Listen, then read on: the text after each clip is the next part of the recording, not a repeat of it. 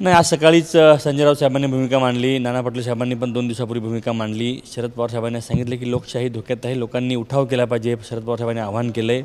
सामाजिक कार्यकर्ते बाबा आढावांनी आत्महत्या आंदोलन सुरू केलेलं आहे, त्याला प्रसाद पूर्ण जिल्ह्यात मिळतो आहे। आज आमच्या पालघर जिल्ह्यामध्ये हुतात्मा चौकामध्ये सर्व राजकीय जे आमचे पक्ष आहेत ते सर्वांनी त्या संघटनांनी आज रस्त्यावर उतरलेले आहेत। हुतात्मा चौकामध्ये मोठं आंदोलन सकाळी 8 पासून सुरू झालेलं आहे आणि त्याला प्रचंड लोकांचा उत्स्फूर्त असा प्रतिसाद मिळतो आहे। त्यामुळे हा निकाल लोकांना मान्य नाही जनतेला, आणि त्यामुळं हे आंदोलन त्या ठिकाणी होतं आहे। हे आंदोलनच लवकरच पूर्ण राज्यामध्ये नव्हे तर देशामध्ये स्वरूप प्राप्त करेल असा मला विश्वास आहे। ईव्हीएम हटवलंच पाहिजे अशी तुमची मागणी आहे? 100% त्या ठिकाणी बॅलेट पेपरवर निवडणुका व्हाव्यात ही मागणी अनेक वर्षांपासूनची आपल्या सगळ्यांची आहे, परंतु त्याला केंद्र सरकार राज्य सरकार त्या ठिकाणी अनुकूल नाही। पण जनता आता रस्त्यावर उतरल्यामुळं भविष्यकाळात त्याच्यामधून निवडणुका होतील असा मला विश्वास आहे। मुसर साहेब, आज 8 दिवस झाले मुख्यमंत्री पदाचा निर्णय अद्यापपर्यंत झालेला नाही। निकाल लागला, 200च्या वरती जागा महायुतीला आलेली आहेत, पण निकाल लागलेला नाही आहे। कशामुळे मुख्यमंत्री पदासाठी वेळ लागतोय? ज्याप्रमाणे राजस्थान आणि इतर राज्यांमध्ये जसे अनेक धक्कादायक निर्णय त्यांच्या नेतृत्वाने घेतलेत, तसा निर्णय एखाद्या येऊ शकतो आणि विद्यमान ज्यांची नावं येतात त्यांना वगळून नवीन चेहरा देण्याचा प्रयत्न त्या ठिकाणी भारतीय जनता पक्ष असू शकतो असं मला वाटतं। म्हणजे देवेंद्र फडणवीसांच्या नावावरती काठ मारली जाऊ शकते, फुली मारली जाऊ शकते असं मला वाटतं? नाही, आता मध्य प्रदेशमध्ये शिवराजसिंग चौहान साहेबांना हटवून त्या ठिकाणी दुसरे मोहन यादव साहेबांना ती संधी दिली। राजस्थानमध्ये वसुंधरा राजेंना हटवून त्या ठिकाणी भजनलाल यांना संधी दिली।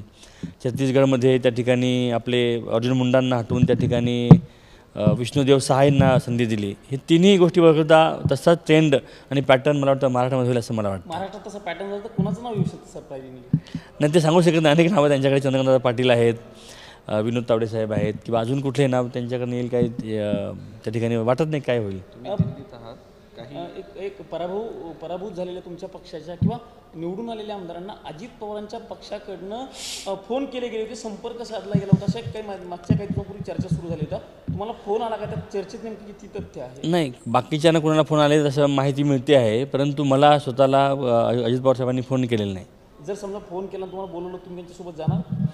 नाही, मी आधी माझी भूमिका स्पष्ट केली, आताही स्पष्ट करतो की मी कालच शरद पवार साहेबांची भेट घेतली, अतिशय चांगल्या पद्धतीने चर्चा त्यांच्याशी केली आणि राज्यामध्ये पक्ष पुन्हा कसं संघटना उभी करायची या संदर्भातली चर्चा, सखोल चर्चा जवळपास 1 तासभर चर्चा केली आणि त्यामुळं त्या ठिकाणी मी साहेबांसोबत राहण्याचा माझा निर्णय कायमस्वरूपी राहणार आहे आणि तो आयुष्यभर तोच निर्णय राहील। तुम्ही दिल्लीत आहात, राहुल गांधी यांची ईव्हीएमच्या मुद्द्यावरती भेट मागितलेली आहे, काय?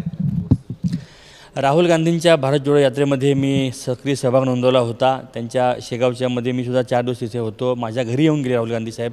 14 मार्चला जेव्हा भारत जोडोचा यात्रा आली आपल्या महाराष्ट्र राज्यामध्ये, त्यांचा मुक्काम माझ्या घरी होता, माझ्या गावी होता। माझ्या घराच्या बाजूलाच ते राहिले होते। माझ्या संपूर्ण कुटुंबाच्याने संवाद साधला होता आणि माझ्या मतदारसंघातून त्यांनी रोड शो पण केला होता। त्यांना मी एक संघर्ष योद्धा म्हणून मानतो आणि त्यांच्याकडून प्रेरणा घेण्यासाठी आणि या ईव्हीएमबद्दल त्यांना सगळी माहिती देण्यासाठी मी त्यांची वेळ मागितलेली आहे। ती वेळ मला आज मिळेल आणि माझी त्यांची चर्चा होणार आहे त्या विषयावर आणि पुढची आम्ही जी काही रणनीती ठरवायची आहे ती त्या ठिकाणी